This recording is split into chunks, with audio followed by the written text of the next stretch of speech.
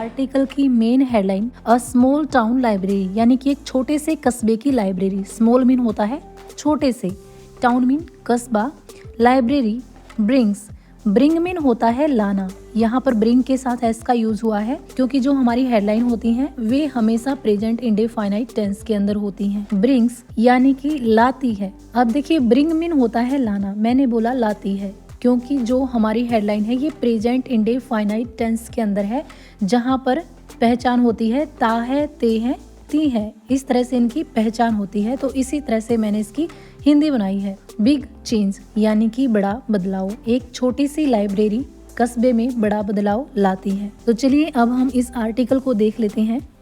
A small town in Rajasthan, Rajasthan के छोटे से कस्बे में, इन मीन होता है में, हैज रिसेंटली ओपनड, रिसेंटली का मीनिंग होता है हाल ही में या फिर अभी अभी। हैज का यूज यहाँ पर किया गया है क्योंकि ये जो हमारी हेडलाइन है ये प्रेजेंट परफेक्ट टेंस के अंदर है, जहाँ पर हैज प्लस वर्ब की थर्ड फॉर्म का यूज किया जाता है। हैज के बाद यहाँ पर वर्ब की थर्ड फॉर्म का यूज किया गया है। हैज रिसेंटली ओपनड यानी कि अभी अभी खुली है या फिर हाल ही में खुली है। अ न्यू पब्लिक लाइब्रेरी, एक नई पब्लिक लाइब्रेरी। राजस्थान के एक छोटे से कस्बे में एक हाल ही में एक नई लाइब्रेरी खुली है। एंड और it is already creating a positive impact, it mean होता है इसका, ऑलरेडी, ऑलरेडी मीन पहले ही, क्रिएटिंग मीन होता है पैदा करना या फिर दिखाना, पॉजिटिव इम्पैक्ट सकारात्मक प्रभाव, यानी पहले ही इसका सकारात्मक प्रभाव जो है वो दिख रहा है। इस लाइन में हम टेंस की बात करें तो ये हमारा प्रेजेंट कॉन्टिन्यूअस टेंस के अंदर है, जैसे कि इज के बाद यहाँ पर वर्ब की फर्स्ट फॉर्म के साथ आईएनजी का यूज किया गया है। और जैसे इसमें टाइम फ्रेज बीच में दी गई थी रिसेंटली यानी अभी अभी, इसमें भी टाइम फ्रेज बीच में दी गई है ऑलरेडी, पहले ही। हेल्पिंग वर्ब और मेन वर्ब के बीच में टाइम दिया गया है। The library was built with the help, जो लाइब्रेरी है वो बनाई गई है। अब देखिए वाज के बाद यहाँ पर वर्ब की थर्ड फॉर्म का यूज किया गया है। ये जो हमारी लाइन है ये पैसिव वॉइस के अंदर है, इसको हम थोड़ा बाद में समझेंगे, पहले अपनी लाइन की हिंदी बना लेते हैं। द लाइब्रेरी वाज बिल्ट, जो लाइब्रेरी है वो बनाई गई है। एक चीज और, जब काम किसी और के द्वारा किया जाए यानी कि सब्जेक्ट उस काम को खुद ना करे तो वो जो हमारे टेंस होते हैं वो पैसिव वॉइस के अंदर बने होते हैं। अब जो लाइब्रेरी है वो खुद से नहीं बनी है, वो बनाई गई है, इसीलिए ये जो हमारा सेंटेंस है ये पैसिव वॉइस के अंदर बना है। विद द हेल्प, सहायता से, of local volunteers, local mean होते हैं आम लोग, वॉलेंटियर्स, वॉलेंटियर्स मीन होते हैं स्वयं सेवक, स्वयं सेवक से यहाँ पर मतलब है जो लोग डोनेशन देकर समाज के लिए चीजों को बनवाते हैं, उनको हम वॉलेंटियर्स या फिर स्वयं सेवक बोलते हैं। उनकी हेल्प से ये लाइब्रेरी बनी है। हु मीन जो, वांटेड, चिल्ड्रन मीन बच्चे, टू हैव का मीनिंग होता है पास होना, जो चाहते थे कि बच्चों के पास हो। अ क्वाइट प्लेस, एक शांत जगह, टू रीड, पढ़ने के लिए, एंड और लर्न, सीखने के लिए। एवरी डे, प्रत्येक दिन, मोर देन 100, 100 से ज्यादा लोग। देखिए देन का यूज किया जाता है कंपैरिजन के लिए यानी तुलना करने के लिए, 100 से ज्यादा।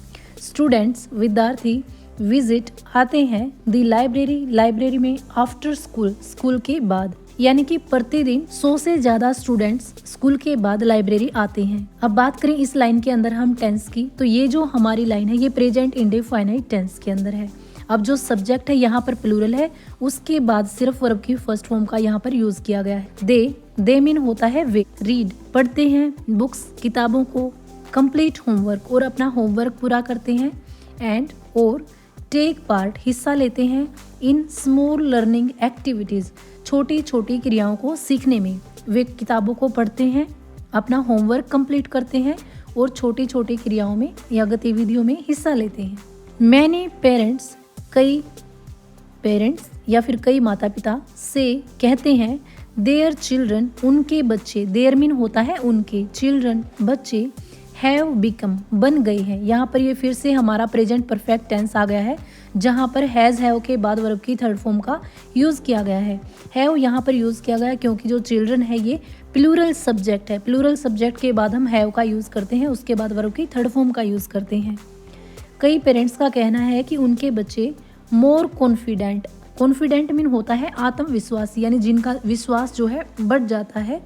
एंड और क्यूरियस, क्यूरियस मीन होता है जिज्ञासु, यानी कि जानने की इच्छा रखने वाले, चीज़ों को जानने की इच्छा रखने वाले बच्चों को क्यूरियस कहते हैं।